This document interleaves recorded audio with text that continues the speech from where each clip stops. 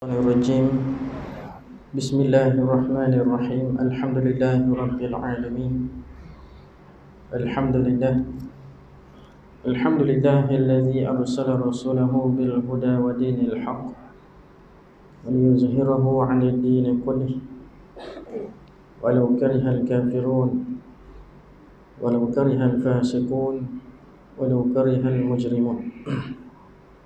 أشهد أن لا إله إلا الله وحده لا شريك له وأشهد أن سيدنا محمدا عبده ورسوله. اللهم صل على سيدنا محمد طب القلوب ودوائها وعافية الأبدان وشفائها ونور الأبصار وضيائها وعلى آله وصحبه وبارك وسلم. اللهم صل صلاة كاملة وسلم سلاما تاما على سيدنا محمد الذي تنحل به العقد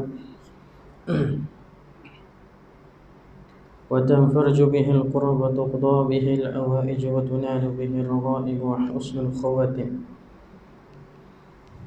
ويستسقى الغمام بوجهه الكريم على آله وصحبه في كل لمحة ونفس بعدد كل معلوم له. سبحانك لا علم لنا إلا ما علمتنا إنك أنت العليم الحكيم. ولا حول ولا قوة إلا بالله العلي العظيم. ولا حول ولا قوة إلا بالله العلي العظيم. ولا حول ولا قوة إلا بالله العلي العظيم. اللهم افتح علينا فتوح العارفين الحكمة وارزقنا فهم النبيين وحفظ المرسلين وإلهام الملائكة المقربين يا رب العالمين. رب اشرح لي صدري ويسر لي أمري واحلل عقدة من لساني يفقه قولي. رب يسر ولا تعسر. رب يسر ولا تعسر. رب يسر ولا تعسر. رب تمم بالخير. اللهم افتح علينا حكمتك وينشر علينا من خزائن رحمتك يا أرحم الراحمين. بسم الله الرحمن الرحيم. ألم نشرح لك صدرك ووضعنا عنك وزرك الذي أنقض ظهرك ورفعنا لك ذكرك فإن مع العسر يسرا. إن مع العسر يسرا. فإذا فرغت فانصب وإلى ربك فارغب. أما بعد. الفاتحة.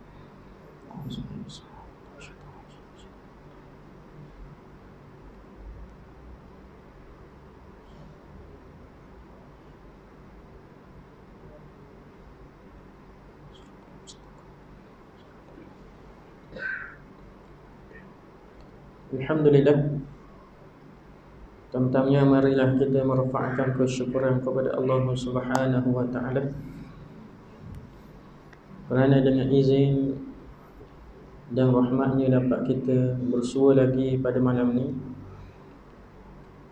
Dan sebelum daripada kita mulakan kuliah, sama-sama dulu kita berselawat kepada junjungan besar Nabi Muhammad sallallahu alaihi wasallam.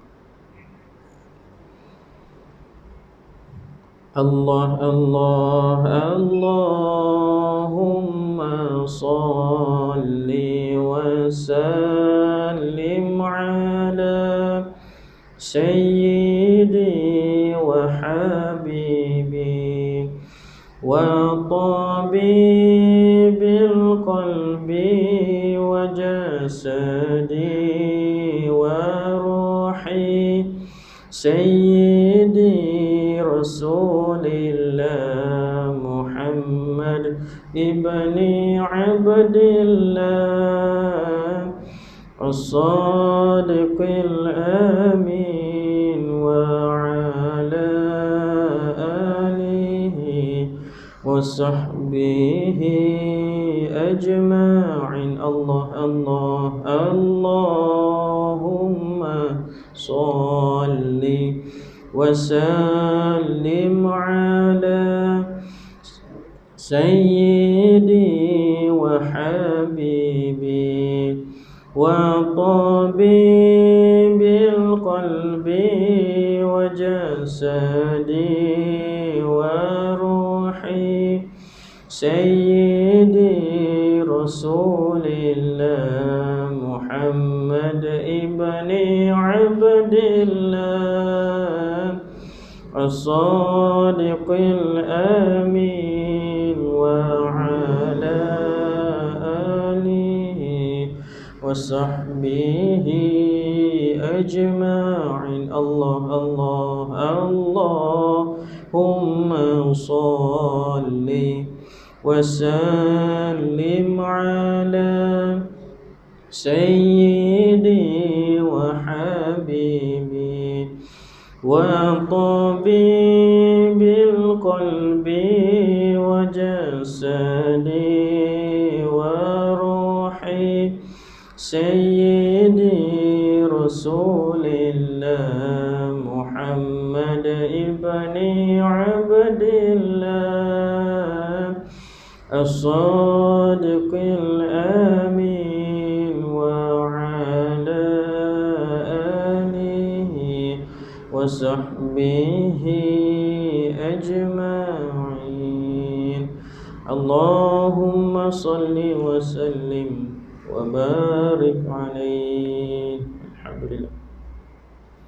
InsyaAllah pada malam yang mulia ini kita berkongsi berkait dengan apakah yang menjadi penghalang kepada ibadah kita.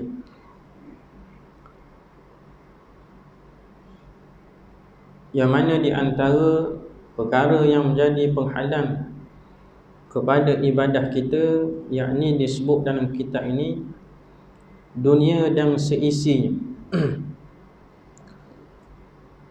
Maka berkata Imam Al-Ghazali rahimahullahu ta'ala, qala musannifu rahimahullahu ta'ala, dan cara menolaknya ialah macam mana kita nak tolak yang menjadi penghalang bagi diri kita ni, yakni dengan cara engkau bertajaruk. Apa maksud bertajaruk? Yakni mengosongkan hati daripada cintakan dunia ni dan hidup berzuhud, dan hanya anda wajib bertajaruk dan berzuhud kerana dua perkara.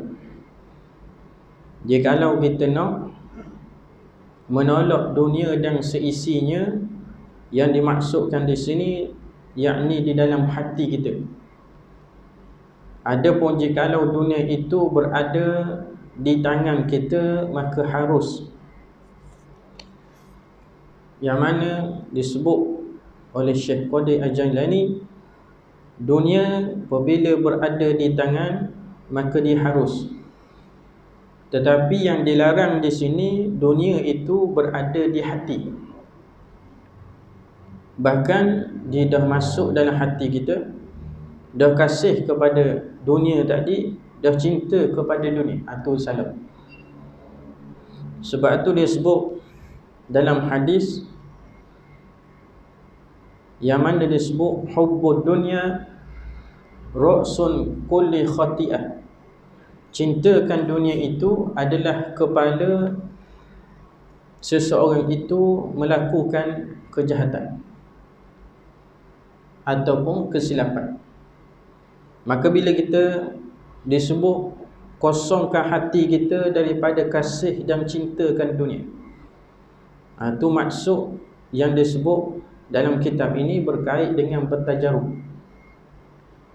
Dan hiduplah kamu seumpama hidup seorang yang zuhud. Orang yang zuhud ini dia tidak mencari yang mana dunia tadi. Tetapi jikalau dunia itu tidak merosakkan dia sekadar di tangan, maka harus dicari, harus dicari. Dan hanya anda bertajaruk dan berzuhud kerana dua perkara. Yang pertama, supaya ibadat anda itu mantap, lurus dan banyak. Bila hati kita tawar kepada dunia, maka kita boleh fokus kepada akhirat.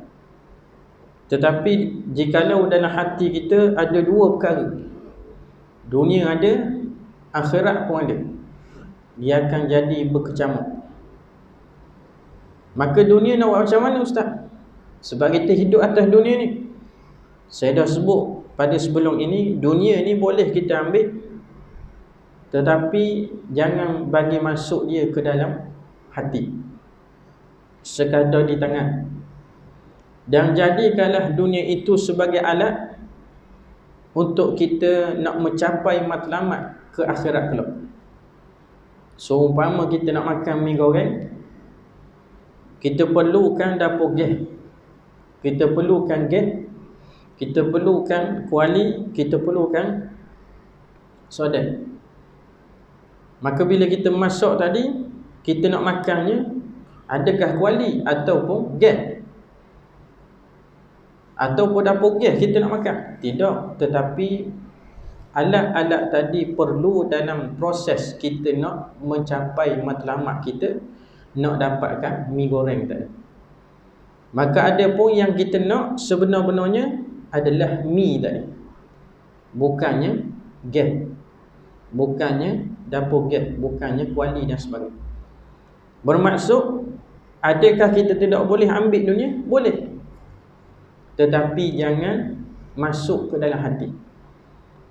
Sebab dunia ni ulama sebut dia adalah anak dara iblis. Barang siapa yang telah mengambil dunia, maka dia telah mengambil seumpamanya anak dara iblis. Dan iblis bapanya itu dia tidak akan biar saja. Macam kita lah ada anak dara, dah orang dia buat lari anak dara kita, rasa seronok. Maka kita tidak akan lock saja, kita akan pergi cari. Maka tu kiasan daripada alim ulama bahawasanya dunia boleh kita ambil. Dan Allah Ta'ala pun sebut dalam Al-Quranul Karim yang berkait dengan dunia ini, Allah Ta'ala kata, jangan kamu lupa kepada dunia kamu. Buat akhirat, tetapi jangan lupa pada dunia kamu. Maka dunia yang dimaksudkan itu adalah dunia yang tidak mencederakan akhirat, dunia yang tidak merosakkan akhirat. Maka boleh. Macam mana tak nak rosak akhirat? Di samping itu kita ambil dunia. Saya dah sebut tadi, letak di tangan sahaja, sebagai milikan, bukan kecintaan, bukan kesayangan. Macam mana kita nak tahu Ustaz hati kita sayang ke dunia? Contoh yang mudah, datangnya tabung surat ataupun masjid, jikalau kita ni ada duit, kita sayang tak nak bagi? Tu mudah saya ambil. Mari tabung depan kita dah. Contoh hari Jumaat, mari tabung depan kita, kita ni ada duit, bukan tak bawa duit, ada duit dalam kocek. Di rumah banyak lagi, dalam bank ratus ribu. Tapi bila tabung mari tu, ada tak perasaan kita tadi, sayang aku nak duit, ada dalam poket 100. Nak beli sikit tu RM10, RM5 rasa sayang. Tu dah kasih dah. Tu dah cinta dah kepada dunia, dah taksub dah kepada dunia. Maka orang ni dia akan punah dengan dunia ni. Dia akan punah kerana dia telah dipanggil, kalau ikan kok, kalau kita ngai, kita ubuh mata kain, kita ubuh upang di mata kain, kita lock sekali dengan pelapung. Pelapung tu kalau kita tengok ikan, kalau dia makan putih, dia makan kuk, dia makan.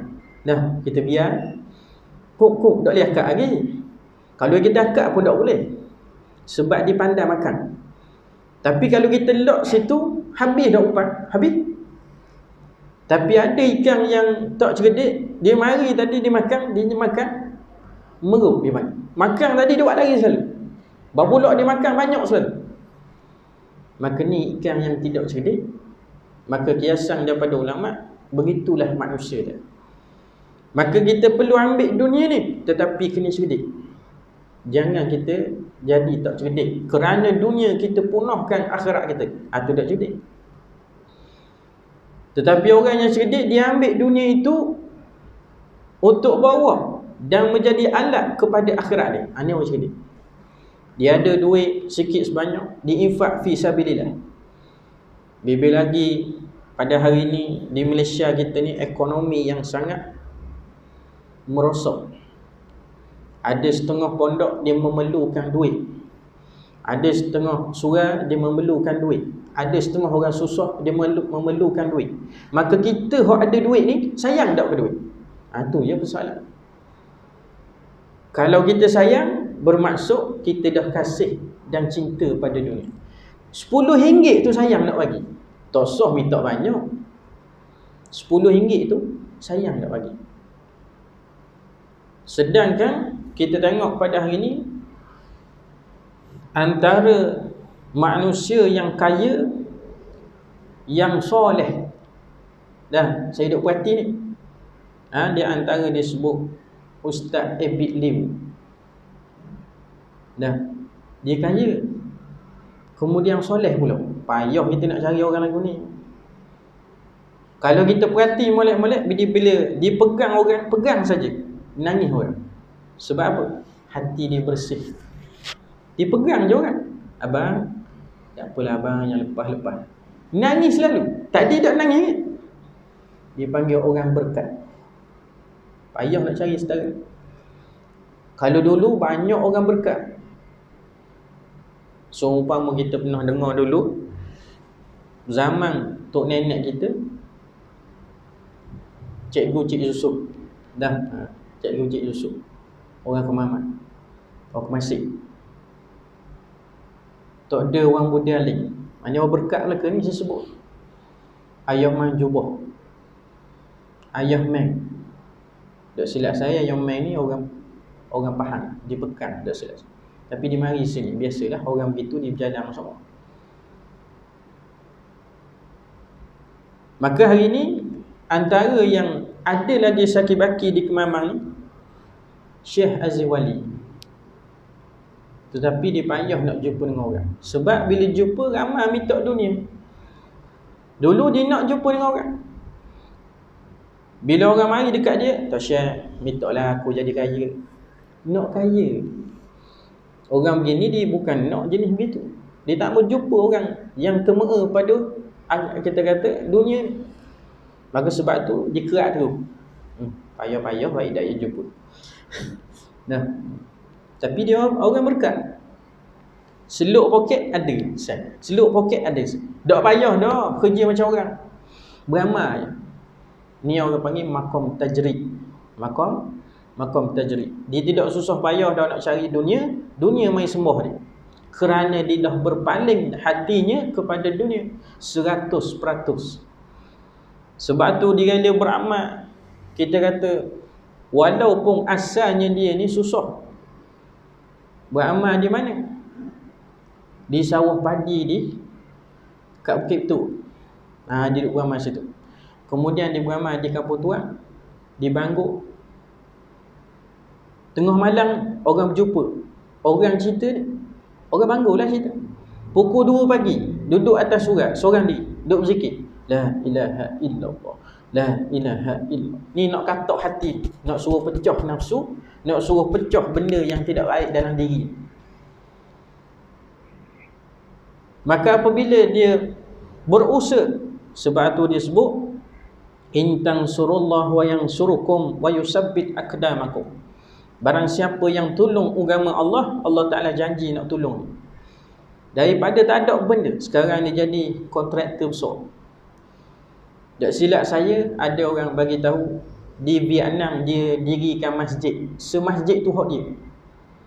Tak silap saya lah ni, orang bagi tahu. Sebab kita nak jumpa dengan dia payah. Dia kerja apa benda ustaz? Dia beramal je kan? Tu saya kata maqam tajrid. Tak susah dah.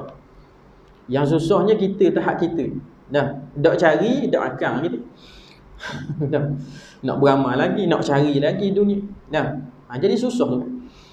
Bila dah dekat sangat dengan Allah Ta'ala, jadi Allah Ta'ala kata apa benda mu nak, aku beri belaka. Tapi bila jauh, Allah Ta'ala ni kita minta, dia tahu kita minta. Tetapi kadang-kadang dia tidak makbulkan lagi. Bukan dia tidak makbul, dia tidak makbulkan lagi. Dan permintaan kita itu lambat nak berbanding dengan orang-orang yang berkat. Maka saya sebut Abid Yu tadi, dia orang kaya tetapi mudah tolong orang. Dah. Orang pun kritik dia. Sebab apa kritik? Sebab orang kata, ambil duit mana banyak sangat beli kereta, beli rumah. Dia pun terpaksa kabur. Pendapatan saya 700,000 sehari. Dah, kita dengar tu rebah dah. Patah hidung pergi hospital. Sebab kita dengar tu, ya ke dok dia ni muda lagi ni, 700,000 sehari. Kita dengar macam tak percaya. Tapi bila Allah Ta'ala sayang kepada orang tu, maka Allah Ta'ala boleh beri apa saja. Dah soleh, kaya pula, maka bila dia buat begitu, ramai orang kaya buka mata. Aku nak tolong mata. Baru nak tolong. Orang tunjuk setara tu baru nak tolong. Dah mu kaya sama ni, mu nak tolong orang. Dah, di KL, bambuk orang kaya. Bila orang tengok kebaikan yang dilakukan, sebab tu Nabi sebut inna dala ala khairi kafa'ili. Barang siapa yang tunjuk satu benda baik, orang ikut, dia dapat pahala. Bila dia buat tu, orang jadi malu. Aku kaya macam dia kok, tapi apa aku tak bertindak macam ni? Bermaksud hidayah dan inayah itu milik Allah. Maka buka mata semua sekali orang kaya baru nak tolong. Mujur kot nampak hidayah, dapat hidayah. Pakai mati tak tolong orang. Dah, ada simpan duit situ ratus ribu juta. Boleh harta saka setiap orang, anak dia juta setiap orang. Sebab dia simpan sama. Infak kurang, dalam kubur menyesal. Infak kurang, dalam kubur akan menyesal. Sebab hak yang kita infak tu hak bahagian kita dalam kubur. Hak kita simpan tu hak boleh orang hidup. Boleh orang hidup. Dah. Tapi bila dah tak nampak tadi, maka sampai ke mati pun tak nampak. Bila mati baru nampak, oh Allah, mujur kok aku infak juga sikit. Kalau dah infak dah, tapi maka apabila disebut sesungguhnya gemar kasih pada dunia itu menyebabkan anda sibuk zahir batin. Kita orang awam ni, kalau kita tak cari dunia, sebab kita hidup atas dunia ni, kita nak beli tu, nak beli ni payah. Jadi kita kena cari sekadar yang kita perlukan dan sekadar yang kita perlukan. Maka apabila disebut, akan lagilah, tercederalah jikalau kita kasih. Kalau tak kasih dah apa? Bila kasih dalam hati dunia ni, dia jadi kita akan cederakan akhirat kita. Orang lain boleh semayang duha, kita payah nak semayang duha dan kita tak boleh nak semayang duha. Orang lain boleh semayang tahajud, kita tak boleh nak semayang tahajud. Orang lain boleh baca Quran, kita tak boleh nak baca Quran macam orang lain. Orang lain boleh berzikir, ada masa dengan Tuhan, kita pun jadi payah dengan Tuhan. Allah Ta'ala ni bila kita payah diri kita dengan dia, esok-esok dia pun tak layan kita. Siapa dia kita? Kita ni hari ni tak ada masa dengan dia. Aku tak ada masa lah dengan Allah Ta'ala. Nak semayang Jumaat pun tak ada masa. Nak baca Quran tu tak ada masa nak pegang. Tak usah nak baca, nak pegang Quran tu ada masa. Kerana taksubnya pada dunia, nak kepada dunia, cinta kepada dunia tadi, maka harap kita ini, adakah Allah Ta'ala layan kita di akhirat kelak? Jawapannya tak layan. Nak layan macam mana atas dunia kita buat lebih kurang ke dia? Kalau kita buat lebih kurang ke pasangan kita lah contoh. Nah, ni contoh kita sama manusia. Kita buat lebih kurang ke dia? Dia rasa mana? Terasa dia. Dah, kita tok lelaki dia, kita buat lebih kurang ke dia. Kadang-kadang kita balik kerja, kita buat tak tahu, tak cakap dengan dia, baru kita lari minum air kedai dengan kawan kita. Lepas tu balik kadang kita tak cakap dengan dia, kita panjang punggung. Benda hati dia tu rasa ni. Nah, dia rasa, kita kata terasa hati. Dah. Maka dengan Allah lebihlah lagi kita kena jaga, kerana dia raja segala raja. Kalau hari ni kita tak ada masa dengan Allah, walaupun 5 minit, Allah pun tak ada nak layan kita akhirat kelak. Bukan kita Nabi Muhammad. Dah. Allah Ta'ala ni disayang Nabi Muhammad. Lagu mana pun Nabi buat, tetap dia terima. Dan Allah Ta'ala ni yang paling dia cerita, tak ada dah makhluk lain, bukan manusia lain, makhluk lain, tak ada. Nabi seorang tu sangat-sangat dikasih. Kita tengok dia kasih kepada orang yang dia sayang. Dia buat guna. Sampai di Taif, Nabi SAW dia dilemparkan batu oleh penduduk Taif. Orang puan, orang tua, budak-budak, habis lempar batu dia. Ni insan yang sangat Allah Ta'ala kasih ni. Sampai apabila Jibril mari bagi tahu pada Rasulullah, ya Rasulullah, hendak ataupun tidak aku ambil bukit Taif, hempap di atas kepala penduduk Taif. Nabi kata jangan.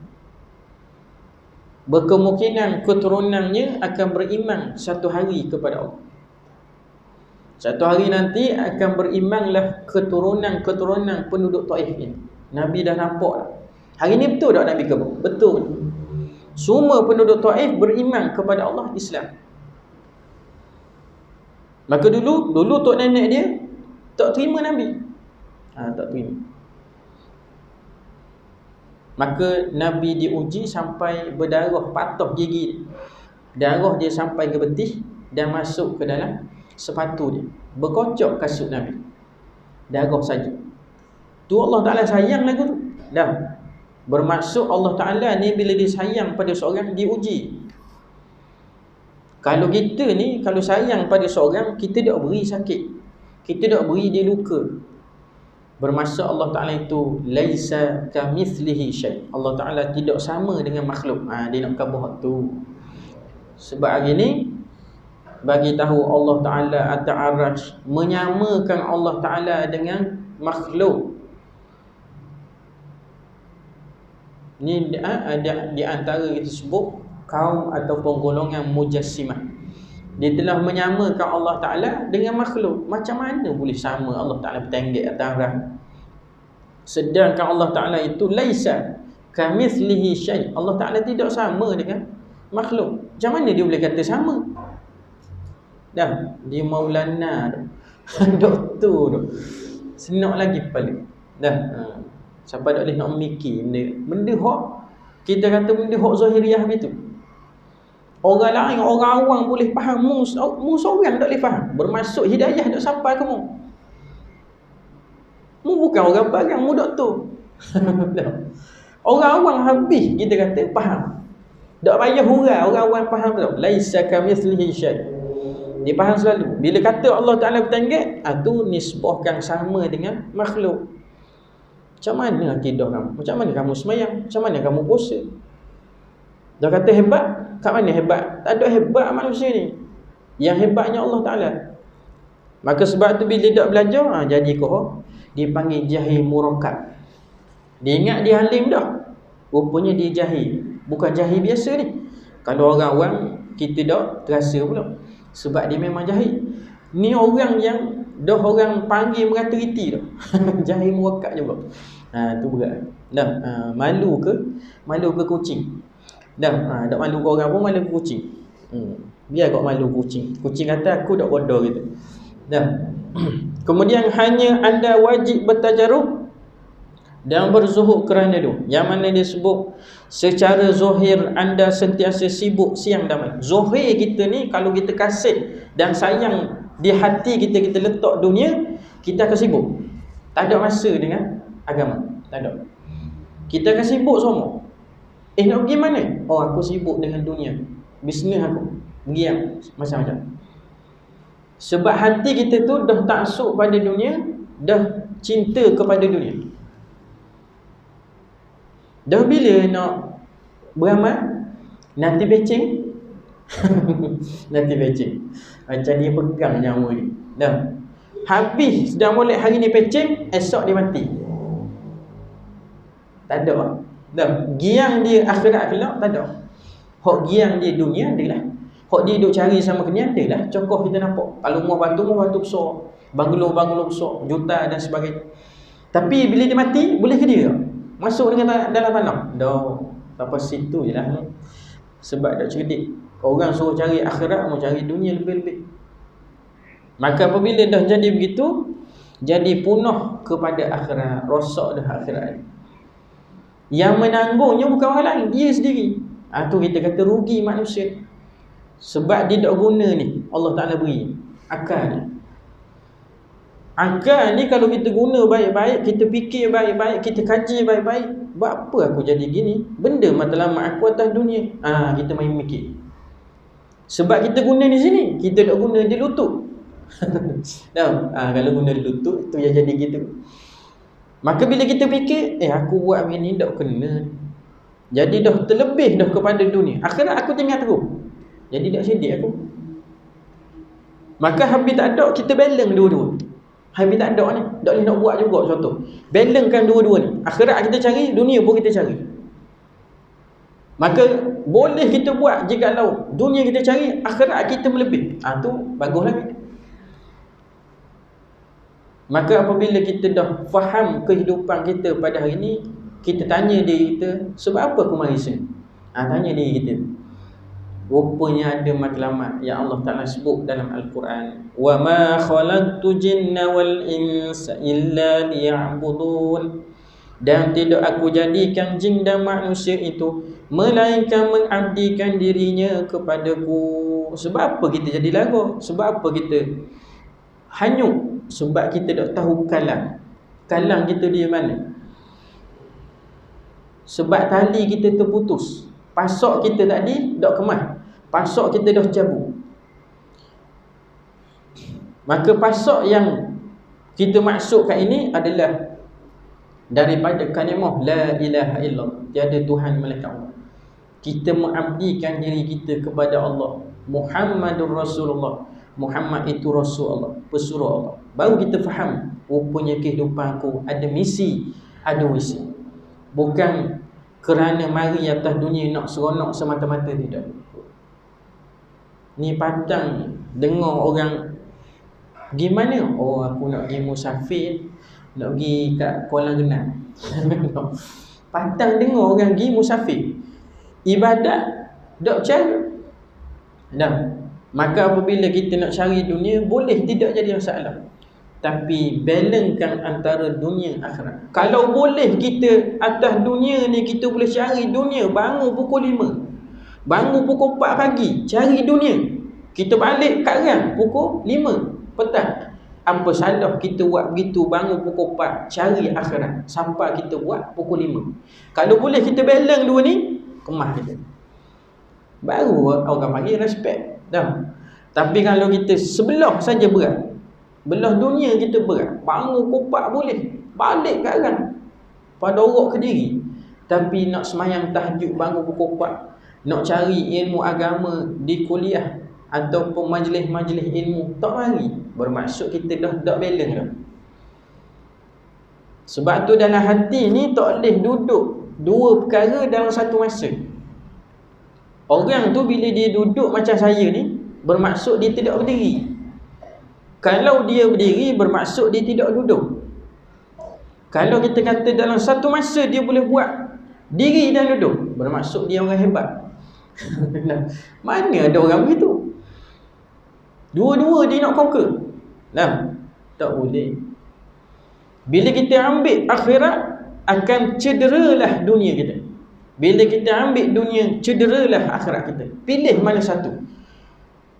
Jikalau kita pilih dunia, dunialah kita dapat. Jikalau kita pilih akhirat, akhirat dan dunia kita dapat. Nampak? Allah Ta'ala dah bagi tahu. Dan apabila kita nak dunia ataupun akhirat, man arada dunya fa'alaihi bil ilmi, Nabi sebut. Wa man arada akhirah fa'alaihi bil ilm.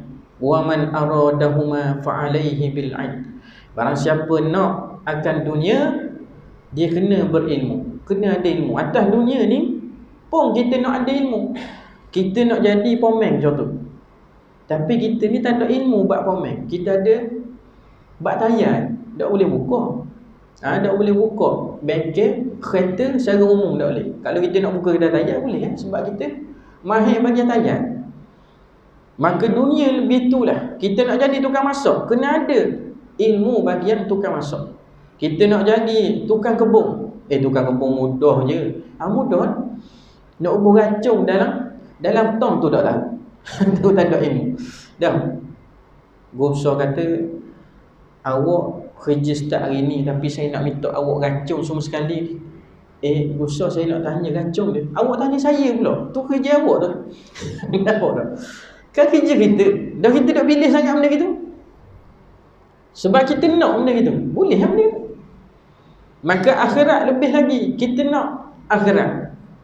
Wa man aradal akhirah fa'alaihi bil 'ilm. Barang siapa yang nak akhirat, maka dia nak kepada ilmu juga. Siapa-siapa dia yang nak dua-dua, ni dikabur. Fa'alaihi bil 'ilmi. Pun nak kepada ilmu. Dialah tok iman, dialah tukang kebun, dialah ke laut, dialah apa dia boleh dia. Sebab dia ada ilmu. Bab ke laut dia tahu, bab tukang kebun dia tahu, bab bacaan tajwid dia tahu. Bolehlah dia nak jadi dalam satu masa. Dunia dia boleh cari, akhirat apa dia boleh cari. Nampak tak Nabi sebut? Betul. Tapi kalau kita ni tak ada ilmu, nak cari hak dunia pun payah. Tak sah nak cari hak akhirat, nak cari hak dunia. Dah keluar daripada belajar SPM merosot tidaklah sebelah mana. Nak minta kerja tu payah. Nampak tak? Nabi sebut tu betul. Tapi yang jadi balik airnya kita ni, kita duk kerja ke CJ. Orang suruh cari ilmu tadi, CJ mari sendiri. Tapi kerana kita ni taksub kepada dunia, kerja CJ dulu. Dia balik tu kan. Dah, orang kerja ilmu, bila dah ada ilmu boleh jawab tak? Boleh jawab. Tapi dah kerja pada CJ, dah jadi lain pula niat. Bertukar niat je bang. Dah, begitu juga orang belajar di mana-mana, di luar negara, kena betul niat. Salah niat, tu jadi punah. Nak di Mesir ni tanah kita kata ambiat. Kita salah niat sana, dia jadi lain. Diri kita jadi lain. Dah. Kemudian di antara disebutnya lagi dengan menutup. Secara zahirnya anda sentiasa sibuk siang dan malam dengan menutup habuan dunia, manakala batin anda pula memendam keinginan terhadap dunia. Batin pun nak pada dunia. Nak tidur tu fikir pasal dunia lagi. Orang nak tidur suruh baca surah Al-Mulk. Dia nak tidur, dia duk fikir lagi dalam kepala. Esok, benda ni. Duk nampak dunia lagi. Kalau dia mati tengah tu ke mana?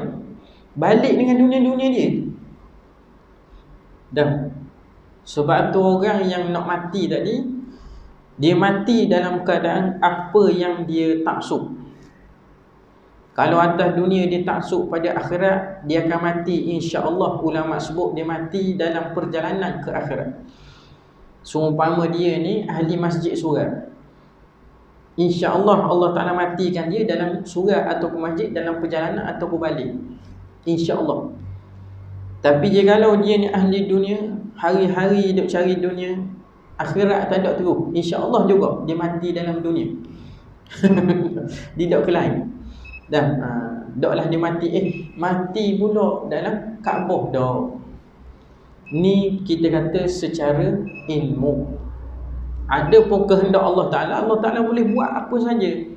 Apa saja dia boleh buat. Orang yang ahli maksiat masuk dalam syurga, boleh dia buat, tak ada apa-apa. Orang yang ahli taat, boleh-boleh ada dihumbang dalam neraka Allah, boleh. Dia boleh buat macam-macam. Sebab tu disebut innallaha ala kulli syai'in qadir wa annallaha qad ahata bi kulli syai'in ilma. Ahata ni, kalau manusia ni tahap dia, kuasa dia sampai sini, dia mengatasi. Ini ahata. Ni Allah Ta'ala ni, kita nak bagi tahu. Dan pertama disebut innallaha ala kulli syai'in qadir. Sesungguhnya Allah Ta'ala itu dia berkuasa pada tiap-tiap sesuatu. Apa benda yang ada selain daripada dia, yakni makhluk, semua dia berkuasa. Dia nak buat apa saja boleh. Wa anna Allah qad ahata bi kulli syai'in ilma. Allah Ta'ala itu dia mengatasi ilmu dia. Segala ilmu nak tanding dia tak boleh. Itu hebatnya Allah Ta'ala. cerdik mana pun dia, engineer tinggi mana pun dia, ada CJ setara mana, dah doktor pakar mana pun dia, tetap Allah Ta'ala yang tertinggi. Tak ada yang melebihi, mengatasi dia, tak ada. Sebab tu yang hebat, yang lebih sebenarnya Allah. Maka bila orang-orang yang alim tadi, dia sentiasa berada di dalam agama Allah, Allah Ta'ala memberi dia kelebihan. Pernah kita dengar orang alim itu, bila kita jumpa dengan dia boleh tahu satu benda pada diri kita. Hati kita bercakap pun dia tahu. Tak usah kita luar, hati kita sedang bercakap dia tahu. Ni setengah orang alim, bukan semua orang alim. Orang alim banyak tahap pula. Dan ada setengahnya dia tok guru fiqh, ada setengahnya dia tok guru tajwid, ada setengahnya dia tok guru usuluddin, ada setengahnya dia tok guru balaghah, yakni bahasa Arab dan sebagainya. Maka semua itu Allah Ta'ala buat, dibandingkan itu semua sekali, itu semua ilmu Allah, bukan ilmu manusia. Manusia tak ada ilmu. Manusia tak ada ilmu. Tak payah ngakulah kita ada ilmu, tak ada. Kita tak ada ilmu. Kita mari ni asal jahil. 4 perkara antaranya yang disebut oleh ulama sufi yang perlu kita sedar pada diri kita. Yang pertama antaranya, kita ni khuliqal insanu dha'ifan, dicipta manusia itu lemah. Dia lemah. Mari daripada perut ibu, nak basuh berak tak pandai, nak basuh kecing tak pandai, makan orang suat. Dah lebih kot mana. Balik pula dia mati, tak ada kawan satu. Lalat mari nyupak hidup. Dah dok hambat lalat. Lalat nak masuk dalam hidung, dah mati. Apa benda dia boleh buat? Tak ada dah. Lemah dah. Tapi ketika dia sedar dulu ketika dia hidup, bukan main. 7 orang lawan dia seorang, kalah 7 orang. Dah. Sebab tu dia jadi sombong.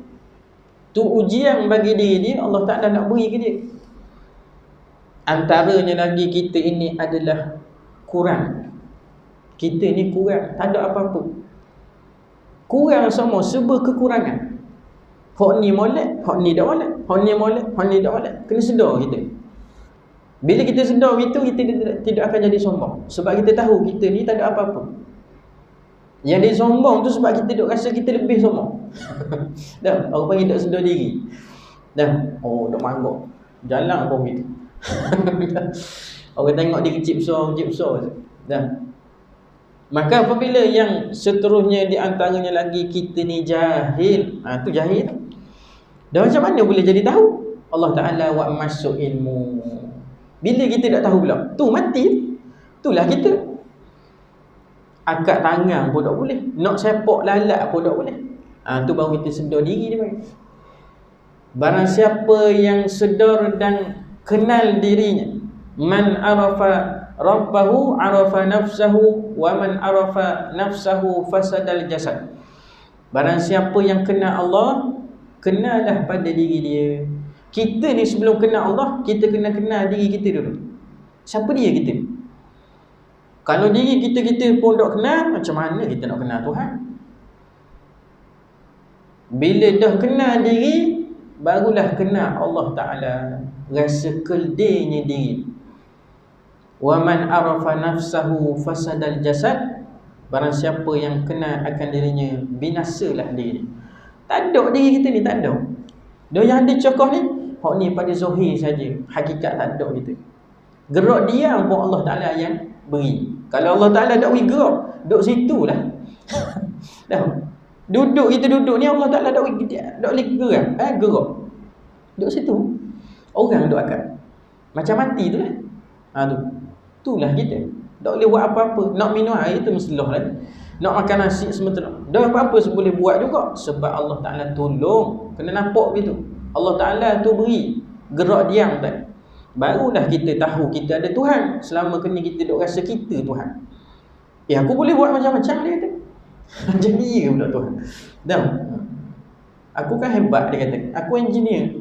Aku kan doktor. Dia nak nampak diri dia. Dah bila nak kenal Tuhan, kalau tak kenal diri, sampai ke bila pun tak kenal. Maka apabila dah dok kenal, hidup dalam keadaan dok kenal, dah balik kenal dah. Atas dunia ni dok kenal, balik kenal dah. Dok kenal jawab dia. Dok payah kita kata jawab ke dia. Jawapan dia memang dok kenal. Dah atas dunia mu dok kenal dah, akhirat mu balik kenal. Dok kenal. Dah kalau dok kenal, macam mana nak jawab? Ni nak jawab depan Tuhan ni. Dah aku beri kamu macam-macam. Atas dunia aku berikan macam-macam pada kamu, tenaga, keuangan dan sebagainya aku beri, supaya antara yang paling penting untuk mengenaliku. Allah Ta'ala buat kita ni supaya kita kenal dia, antara hak paling besar sekali. Dan kalau kita tak kenal dia, kita nak jawab ke mana depan? Bila dah kita tahu diri kita keldil, tak ada berilmu, maka kita sedarlah diri kita siapa. Dan kalau dulu dia kata, oh aku sedar diri aku siapa. macam cerita Pak Malau dengan Damak tu. Kajang Pak Malau, kajang belipat, gadang hamba mengkuang layu dia. Dagang Pak Malau, dagang bertempat, dagang hamba musafir lah. Dia sedar diri dia. Dia duduk merepat di tanah orang. Tu orang panggil sedar diri. Tapi kalau duduk sedar diri, dia duduk rasa dia. Dunia ni dia duduk rasa hak punya dia. Hak punya kekal dia. Itu jadi ego, takabur, sombong. Siapa dia aku ni? Oh aku dia.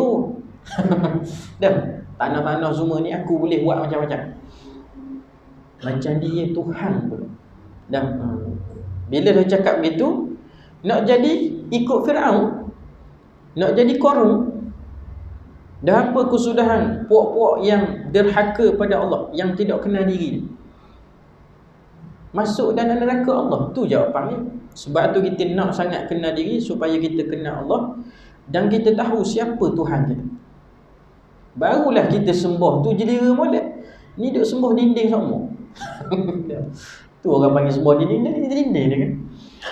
Dan kita duk kenal Tuhan, sembah siapa? Sembah dinding. Tu sebab tu kita nak kena faham, bila kita dah kenal Allah Ta'ala, barulah kita sembah kepada siapa yang mencipta kita. Barulah dia rasa seronok, barulah dia rasa zuk. Dia panggil ilmu zawki, ilmu zuk, ilmu jenis rasa. Nak cerita ke orang tak boleh, kita ni khusyuk. Kita tengok seumpama kisah Sayyidina Ali karramallahu wajhah. Dia sembahyang ketika dia dalam keadaan dipanah oleh musuh, anak panah ada kaki dia. Sahabat lain nak tarik, sebelum dia sembahyang sakit, dia kata, biar aku ambil wuduk, aku sembahyang 2 rakaat. Dia pun sembahyang. Dah apa beza sembahyang dengan tak sembahyang? Tarik tadi kan tuang sama. Kita duk fikir dengan akal ni. Maka apabila kita tengok, bila dah sembahyang, bermaksud di situ dia tidak hilang diri. Tu hilang diri tu. Matilah kamu sebelum ajal. Dia bagi tahu, matilah kamu sebelum ajal. Sebab ketika itu dia dah fana dah. Tak ada diri dia. Yang dinampak semuanya kesan tajalli sifat ma'ani Allah Subhanahu wa ta'ala. Maka di situ dia dah tak ada. Dah macam mana nak rasa sakit, dah tak ada. Maka bila orang tarik, boleh ada boleh tarik ketika dia sembahyang. Dah kalau sebelum sembahyang sakit. Dan sebab tu kita nak kena faham, agama ni bukan nanti banyak, tapi nak kena faham apa tujuan kita mari atas dunia, siapa Tuhan kita, siapa Nabi kita, sebab apa kita menganut Islam. Kan dia ada sebuah buku tu, baca buku tu, tak faham tanya Tok Guru. Sebab apa aku menganut Islam? Agama lain banyak lagi, kita menganut Islam sebab apa? Kadang-kadang bila orang tanya, kita pun tak tahu. Sebab aku ni Islam daripada baka, dia kata, daripada kecil. Bermaksud jawapan kita tidak tahu. Maka biar kita tahu, barulah pasak kita tak dikemah. Walaupun kita mati dalam keadaan dipaksa untuk murtad, kita tidak akan murtad, kerana kita tahu diri kita siapa, Tuhan itu siapa. Wallahu ta'ala alam. Jadi situ dulu. Yang baik datang daripada Allah Subhanahu wa ta'ala, yang buruk dalam itu datang daripada diri saya sendiri. Itu dengan izin Allah Ta'ala juga saya sudahi dengan kafaratul majlis dan surah Al-Asr. Wallahu ta'ala.